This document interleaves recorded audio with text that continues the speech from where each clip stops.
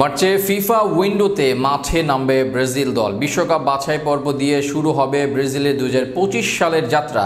তবে সেখানেই থামবে না দলটি। এরপর এই আসরের জন্য ব্রাজিলকে মাঠে নামতে হবে আরও কয়েকবার। সব মিলিয়ে বিশ্বকাপের আগের বছর সেরকম ব্যস্ত সূচি না থাকলেও ব্রাজিলের জন্য 2025 সালটা বেশ গুরুত্বপূর্ণ।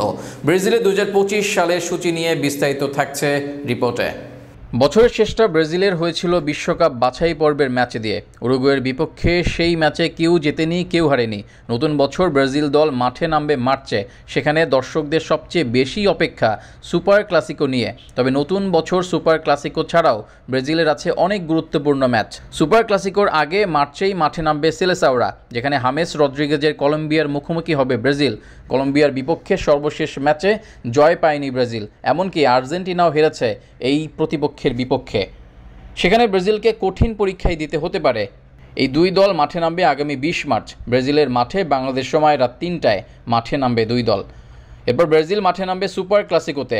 আর্জেন্টিনার মাঠে মেসিদের বিপক্ষে ব্রাজিল দল খেলবে 2 দিন বিরতি দিয়ে। সেখানে 23 মার্চ বাংলাদেশ সময় রাত 3টায় দেখা যাবে লাতিন আমেরিকার দুই চিরপ্রতিদ্বন্দ্বীর লড়াই। মার্চের পর ব্রাজিলকে আবারও দেখা যাবে জুনে। ফিফা উইন্ডোতে আবারও বিশ্বকাপ বাছাই পর্বের ম্যাচ খেলবে ব্রাজিল। সেখানে একই মাসে 2 ম্যাচ খেলবে ব্রাজিল। প্রতিপক্ষ হিসেবে থাকবে ইকুয়েডর ও প্যারাগুয়ে। বিশ্বকাপ বাছাই পর্বের আগের ম্যাচ ইকুয়েডরের বিপক্ষে জয় পেলেও প্যারাগুয়ের মাঠে হেরে যায় ব্রাজিল। এবার বিশ্বকাপ নিশ্চিত মিশনের লড়াইয়ে দুই দলের বিপক্ষেই জয় চাইবে 5বারের বিশ্ব চ্যাম্পিয়নরা।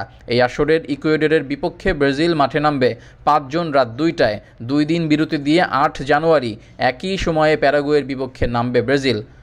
সর্বশেষ ব্রাজিল মাঠে নামবে সেপ্টেম্বরে।